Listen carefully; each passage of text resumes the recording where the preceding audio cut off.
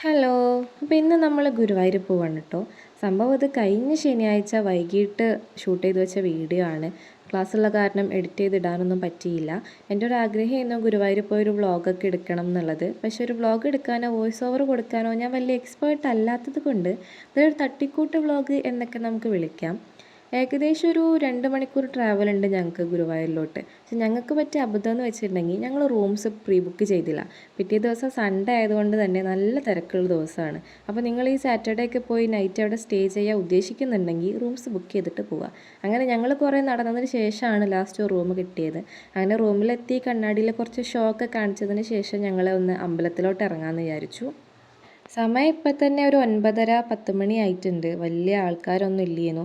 പിന്നെ നമ്മൾ ഈ രാവിലെ പോകുന്ന പോലെ അല്ല കേട്ടോ നൈറ്റ് ഗുരുവായൂർ. അത് ഈ നൈറ്റ് സ്റ്റേ ചെയ്തവർക്ക് മനസ്സിലാവും. ഒരു പ്രത്യേക ഫീലാണ്, ഭയങ്കര സമാധാനമാണ്. പിന്നെ അവിടുത്തെ ഞങ്ങൾ പ്രോഗ്രാമൊക്കെ കണ്ട് അങ്ങനെ നടന്നു കുറേ നേരം.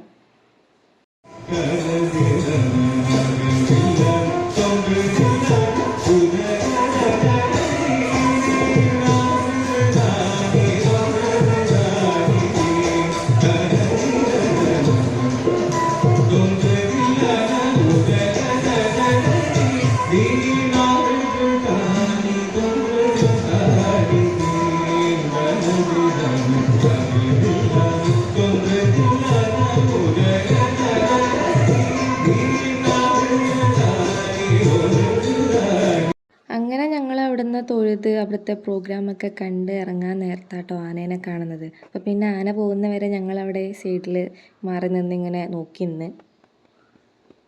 പിന്നെ അവിടുന്ന് അമ്പലത്തിൽ നിന്ന് ഇറങ്ങിയിട്ട് നമ്മുടെ വൈറലായ ഇഡ്ഡലി ഇല്ലം തേടിയുള്ള യാത്രയാണ് കേട്ടോ ഇത്. അങ്ങനെ ഞങ്ങൾ തപ്പിപ്പിടിച്ച് എത്തിയപ്പോൾ നല്ല തിരക്കായിരുന്നു. അപ്പോൾ ഇവിടുന്ന് ഫുഡ് കഴിക്കണമെങ്കിൽ അത്യാവശ്യം ക്ഷമ തന്നെ വേണം, കാരണം അത്രയും തിരക്കാണ്. നമ്മൾ ഫുഡ് ഓർഡർ ചെയ്തിട്ടുണ്ടെങ്കിൽ കുറേ നേരം വെയിറ്റ് ചെയ്യണം കേട്ടോ അവിടെ. ആദ്യം ഞങ്ങൾക്ക് വഴി തെറ്റിപ്പോയെങ്കിലും ഞങ്ങൾ വേറെ റോഡിന് കുറേ നടന്നു പോയി. ഇതിൻ്റെ ഒരാൾ ഒറ്റ നിർബന്ധത്തിനാട്ടോ വീട്ടുകാർ മൊത്തം ഇങ്ങോട്ട് വന്നത്. അങ്ങനെ ഇവിടെ വന്നപ്പോൾ ഇഡ്ഡലിയിൽ തന്നെ പല വെറൈറ്റീസ്, ഏതെടുക്കണം എന്ന് തന്നെ കൺഫ്യൂഷൻ ആയി പോവും.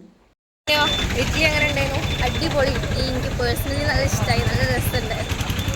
അങ്ങനെ ഫുഡ് കഴിക്കലൊക്കെ കഴിഞ്ഞ് റൂമിലോട്ട് തന്നെ തിരിച്ചു പോയി. ഇപ്പം തന്നെ സമയം 12 മണിയൊക്കെ കഴിഞ്ഞിട്ടുണ്ട്. ഇനി നാളെ രാവിലെ 3 മണിക്ക് എണീക്കേണ്ടതാണ്. അങ്ങനെ പിറ്റേ ദിവസമായി. 3 മണിക്ക് എണീക്കണം എന്ന് ഉദ്ദേശിച്ച ഞാൻ എണീറ്റത് 4 മണിക്കാണ്. കറക്റ്റ് ഉറക്കം കിട്ടാത്തതുകൊണ്ട് നല്ല ക്ഷീണം ഉണ്ടായിരുന്നു. അങ്ങനെ ഒരു കുളിയൊക്കെ പാസ്സാക്കി വന്നു. ഇനി പോയി ഒന്ന് ഒരുങ്ങാം. അപ്പോൾ ആദ്യം തന്നെ നമുക്ക് സ്കിൻ കെയർ ഒന്ന് സ്റ്റാർട്ട് ചെയ്യാം. ആദ്യം തന്നെ ഞാൻ ലിപ് ബാമാണ് ഇട്ട് കൊടുക്കുന്നത്. ഇത് നമ്മുടെ ഡോട്ട് ആൻഡ് ഗിയുടെ ചെറിയുടെ ഒരു ലിപ് ബാമാണ്, ബാരിയർ റിപ്പയർ എന്ന് പറഞ്ഞിട്ടുള്ള. ഇതിൽ SPF 50++ ഒക്കെ ഉണ്ട്. അത് കഴിഞ്ഞിട്ട് പിന്നെ ഞാൻ ഇട്ട് കൊടുക്കുന്നത് നമ്മുടെ സിറോ ആണ്. ഇത് പ്ലമ്മിൻ്റെ റൈസ് വാട്ടർ ആൻഡ് ആസാൻമേഡ് സിറോ ആട്ടോ. ഞാനൊരു ഏകദേശം ഒരു 1-2 വർഷമായിട്ട് യൂസ് ചെയ്യുന്നുണ്ട്. ഇതെൻ്റെ 3ാമത്തെ ട്യൂബാണ്. അങ്ങനെ സിറം ഇട്ട് ഒന്ന് മസാജൊക്കെ ചെയ്തു. അപ്പോൾ എൻ്റേതൊരു ഓയിലി സ്കിന്നാണ്, പക്ഷേ ഈ സിറം എനിക്ക് നന്നായിട്ട് തന്നെ സ്യൂട്ട് ആവുന്നുണ്ട്. വല്ലാണ്ടൊരു ഓയിലി ഫീലോ അങ്ങനെയൊന്നും ഇല്ല കേട്ടോ. അപ്പോൾ നിങ്ങൾക്ക് മുഖത്ത് ഡാർക്ക് സ്പോട്ട്സ് അങ്ങനത്തെ ഇഷ്യൂ ഒക്കെ ഉണ്ടെങ്കിൽ ഇതൊരു ബെസ്റ്റ് ഓപ്ഷൻ ആട്ടോ. അടുത്ത സ്റ്റെപ്പ് വന്നിട്ട് മോയ്സ്ചറൈസറാണ്. മോയ്സ്ചറൈസറിൻ്റെ കാര്യം പറയണ്ട, കോമഡിയാണ്. കാരണം അതിൽ സാധനം ഇല്ല, അതിൻ്റെ അവസാന ശ്വാസം വരെ ഞാൻ ഊറ്റിയെടുത്തിട്ടുണ്ട്. പിന്നെ കുറേ കുലുക്കി നോക്കി ഞെക്കി പിഴിഞ്ഞൊക്കെ ലാസ്റ്റ് എങ്ങനെയൊക്കെയോ കുറച്ച് കിട്ടി. ഇത് വേറെ ഇതുമല്ല, നമ്മുടെ ഡോട്ട് ആൻഡ് ഗിയുടെ ഓയിൽ ഫ്രീ മോയ്സ്ചറൈസർ ആട്ടോ. അപ്പോൾ നിങ്ങൾക്ക് ഓയിലി സ്കിന്നൊക്കെ ആണെങ്കിൽ ഇത് നല്ലോണം സ്യൂട്ടാവും. നമ്മൾ ഇട്ട് കഴിഞ്ഞാൽ അപ്പം തന്നെ അബ്സോർബ് ആവുന്ന ഒരു ജെൽ ടൈപ്പ് മോയ്സ്ചറൈസർ ആട്ടോ ഇത്. അങ്ങനെ മോയ്സ്ചറൈസർ ഇട്ടു. സൺസ്ക്രീൻ എടുക്കാൻ ഞാൻ മറന്നുപോയി, അതുകൊണ്ട് തന്നെ ഇടാൻ പറ്റിയില്ല. അതിനുശേഷം പിന്നെ പ്രൈമർ അപ്ലൈ ചെയ്ത് കൊടുക്കുകയാണ്. ഇത് ലാക്മേയുടെ ഒരു പ്രൈമറാണ് കേട്ടോ. ഇതും ഓയിലി സ്കിന്നുള്ളവർക്ക് വലിയ പ്രശ്നം ഉണ്ടാവില്ല. നമ്മുടെ സ്കിന്നിൽ ഇപ്പോൾ നമ്മൾ മേക്കപ്പൊക്കെ യൂസ് ചെയ്യുന്നുണ്ടെങ്കിൽ ആ ഒരു ഫ്ലോലെസ് ആയിട്ടുള്ള ലുക്ക് കിട്ടാൻ ഈ ഒരു പ്രൈമർ നമ്മളെ ഹെൽപ്പ് ചെയ്യും കേട്ടോ. പിന്നെ അത്യാവശ്യം ഒരു ഗ്ലോ പോലെ ഉണ്ടാവും. ഫേസ് നല്ല സ്മൂത്തായ രീതിക്ക് നമ്മുടെ പോഴ്സൊക്കെ ഒന്ന് ഒരു ബ്ലറായ എഫക്റ്റ് ആട്ടോ ഈ ഒരു പ്രൈമർ തരുന്നത്. പിന്നെ അടുത്തത് കൺസീലറാണ്. ഇത് മെബിലിൻ്റെ കൺസീലറാട്ടോ. അപ്പം ഞാനിത് കൂടുതലായിട്ടും അണ്ടർ ഐസിൻ്റെ അവിടെയും പിന്നെ മുഖത്ത് കുറച്ച് കുരു വന്നതിൻ്റെ പാടൊക്കെ ഉണ്ടായിരുന്നു. അപ്പോൾ ചെറുതായിട്ടുള്ളൂ, അതൊക്കെ ഒന്ന് കവർ ചെയ്യാൻ വേണ്ടിയിട്ടാട്ടോ ഈ ഒരു കൺസീലർ യൂസ് ചെയ്തിട്ടുള്ളത്.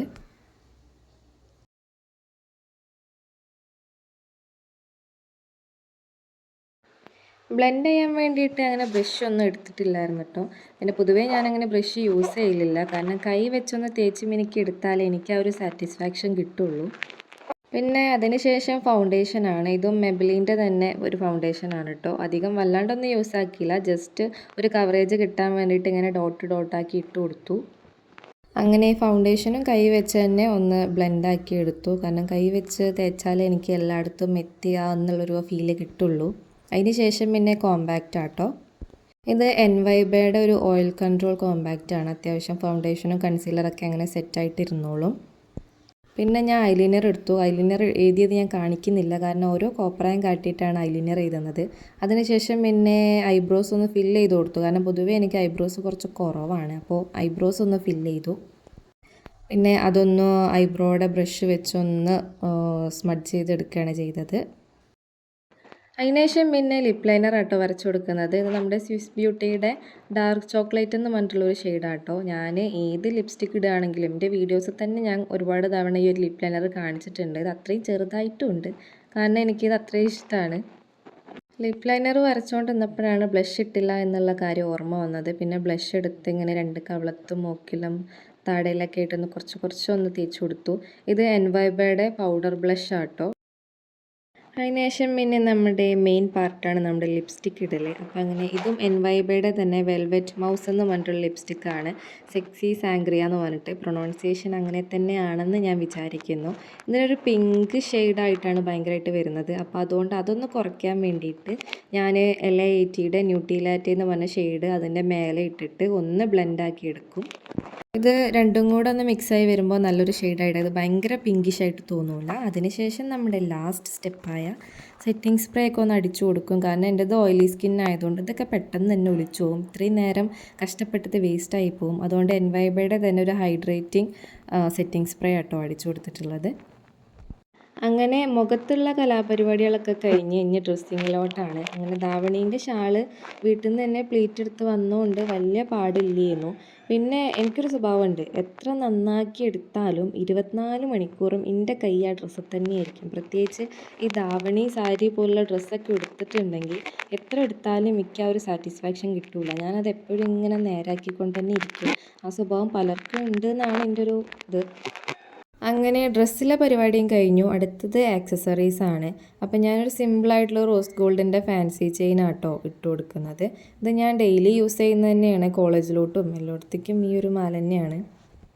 ഞാൻ ഇയറിങ് കുറച്ച് ഹെവി ആക്കിയിട്ട് മാല സിമ്പിളാക്കാമെന്ന് വിചാരിച്ച്. അതിനുശേഷം പിന്നെ കമ്മലൊക്കെ ഇട്ട്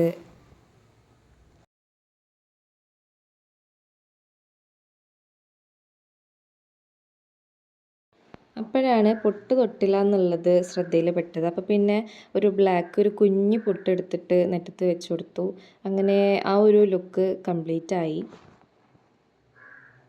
പിന്നെ ഞാൻ കുപ്പിവള ഇട്ട് കൊടുത്തു. പൊതുവേ ഞാനൊരു കുപ്പിവള ഫാനാണ്. ഏതൊരു ഡ്രസ്സ് ഇടുകയാണെങ്കിലും അതിൻ്റെ കൂടെ കുപ്പിവള പെയർ ചെയ്യാൻ വേണ്ടിയിട്ട് എനിക്ക് ഭയങ്കര ഇഷ്ടമാട്ടോ. അങ്ങനെ ഒരുക്കമൊക്കെ കഴിഞ്ഞു. ഇതാണ് നമ്മുടെ കംപ്ലീറ്റ് ലുക്ക്. എങ്ങനെയുണ്ടെന്ന് കമൻറ്റ് ചെയ്യുക. അപ്പോൾ നമുക്കിനി അമ്പലത്തിലേക്ക് ഇറങ്ങാം.